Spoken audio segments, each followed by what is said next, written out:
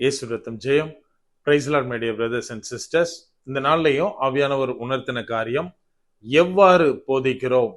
ஆவியானவர் உணர்த்தின வசனம் லூக்கா எழுதின சுவிசேஷம் அதிகாரம் 3 வசனம் 7. அவன் தன்னிடத்தில் ஞானஸ்நானம் பெறும்படிக்கு புறப்பட்டு வந்த திரளான ஜனங்களை நோக்கி, விரியன் பாம்பு குட்டிகளே, வரும் கோபத்துக்கு தப்பித்துக் கொள்ள உங்களுக்கு வகை காட்டினவன் யார்? Then said he to the multitude that came forth to be baptized of him, O generation of vipers, who hath warned you to flee from the wrath to come? Luke chapter 3 verse 7.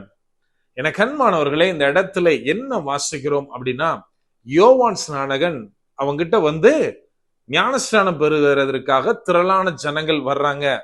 அவங்கள பார்த்து அவர் என்ன சொல்றாரு அப்படின்னா, விரியன் பாம்பு குட்டிகளே, நீங்கள் தப்பித்துக் கொள்ளலாம் அப்படின்னு உங்களுக்கு வகை காட்டினவன் யார் அப்படின்னு அவங்கள நோக்கி தொடர்ந்து பேசினதாக நாம் வாசிக்கிறோம். என கண்மானவர்களே, இன்றைக்கு நம்மிடத்தில் வருபவர்களுக்கு நாம் எவ்வாறு போதிக்கிறோம் நம்ம கொஞ்சம் யோசித்து பார்க்கணும். அதாவது இந்த இடத்துல என்ன நடக்குது அப்படின்னா, யோவான் ஸ்நானகன் யோர்தான் நதிக்கரையில இருந்து ஞானஸ்நானம் கொடுக்கிறாரு. இதுக்கு முந்தின வசனத்துல நம்ம என்ன வாசிக்கிறோம் அப்படின்னா, யோர்தானை சுற்றியுள்ள இடங்களுக்கு போய் மனம் திரும்புதலை குறித்து, ரட்சிப்பை குறித்து, தேவனை குறித்து அவர் வந்து ஞானஸ்நானத்தை குறித்து அந்த இடத்துல பிரசங்கிக்கிறார். மக்களுக்கெல்லாம் போதிச்சுட்டு அவர் இங்க வந்துட்டாரு. இப்போ அவருடைய போதனையை கேட்ட ஜனங்கள், அதாவது கொஞ்சமாவது அதனால தொடப்பட்டிருப்பாங்க. ஓ, தேவனை குறித்த ஒரு பயம் வந்திருக்கும், தாங்களும் ரட்சிப்படைய வேண்டும், ஞானஸ்நானம் பெற வேண்டும்னு இவர்கிட்ட ஞானஸ்நானம் பெறதுக்காக வர்றாங்க. இப்ப வந்த இடத்துலதான் இந்த கான்வர்சேஷன் ஸ்டார்ட் ஆகுது. அவர் சொல்றாரு, முதலாவது என்ன சொல்றாரு அப்படின்னா, விரியன் பாம்பு குட்டிகளே அப்படின்றாரு. நம்ம கொஞ்சம் இன்னைக்கு யோசித்து பார்க்கணும். நம்ம சபையில தேவனை ஏற்றுக்கொண்டு ஞானஸ்நானத்துக்கு ஒப்பு கொடுத்து வர்றாங்க அப்படின்னா, வர்றவங்களை பார்த்து நீங்க இங்க வந்திருக்கீங்களே, நீங்க வந்து தப்பிச்சுக்கலாம் நினைக்கிறீங்களா அப்படின்னு கேட்டா அந்த இடத்துல அவங்க இருப்பாங்களா? நம்ம கொஞ்சம் யோசிக்கணும். வர்ற விசுவாசியும் காணாம போயிடுவான். அந்த மாதிரியான பேசின அந்த பாஸ்டரும் வந்து நாளடைவுல யாருமே வராம சபையே காலி ஆயிடும். அதாவது கடிந்து கொள்ளுதலை விரும்பாத ஜனங்களாய் இன்னைக்கு நம்ம மாறிட்டு இருக்கோம். என கண்மானவர்களே, அன்னைக்கு அழகாக, அதாவது ஞானஸ்நானம் எதுக்காக அப்படின்னா அவர் அழகா சொல்றாரு, மனம் திரும்புதலை குறித்து, பாவ மன்னிப்பை குறித்து அவர் பேசிதான் இங்க ஜனங்கள் ஞானஸ்நானத்துக்கு வர்றாங்க. இன்னைக்கு நம்ம என்ன பண்றோம்? எப்படி இயேசு கிறிஸ்துவை மற்றவர்களிடத்தில் எடுத்து கூறுகிறோம்? அதாவது இன்னைக்கு என்ன நடக்குது அப்படின்னா, இயேசு கிறிஸ்துவை அறியாதவங்க கிட்ட இயேசுவின் அன்பை நாம கொண்டு சேர்க்கிறதுக்கு பதிலா இயேசுவை குறித்து ஒரு பயத்தையே கிரியேட் பண்ண பார்க்கிறோம். அதாவது என்ன தெரியுமா, நிறைய பேர் சொல்றதை நான் பார்த்திருக்கேன்.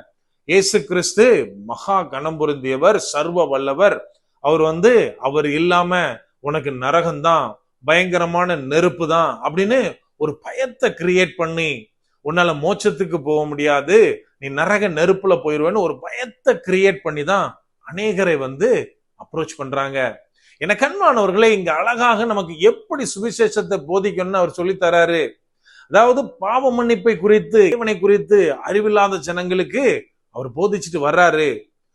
தேவனை ஏற்றுக்கொண்டு வருகிற, இன்னைக்கு சொல்ல போனா கிறிஸ்தவர்களா இருக்கிற அவங்கள பார்த்தா சொல்றாரு, விரியன் பாம்பு குட்டிகளே. நம்ம இன்னைக்கு என்ன பண்ணணும் அப்படின்னா, கிறிஸ்துவை அறியாதவர்களிடத்தில் போய் கிறிஸ்துவனுடைய அன்பை குறித்து சொல்ல வேண்டும். தேவன் எவ்வளவு அன்பு செய்கிறார், கிறிஸ்துவை எதற்காக அனுப்பினார், இதனால் நாம் எப்படி ரட்சிக்கப்பட்டோம், மீட்கப்பட்டோம், பாவத்திலிருந்து வெளிக்கொண்டு வரப்பட்டோம், இதை சொல்லி அவங்களை கிறிஸ்தவத்துக்கு கொண்டு வரணும், கிறிஸ்துவின் அன்பை புரிந்து கொள்ள வைக்கணும்.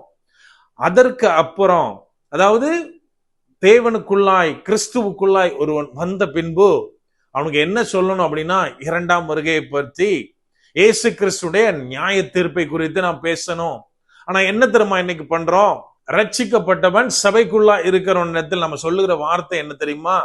நீ வாளாகாமல் தலையாவாய், கீழாகாமல் மேலாவாய், கர்த்தர் எல்லா தீங்கிலிருந்தும் உன்னை காப்பார், நீ எல்லாவற்றிலும் ஆசீர்வதிக்கப்பட்டிருப்பாய்.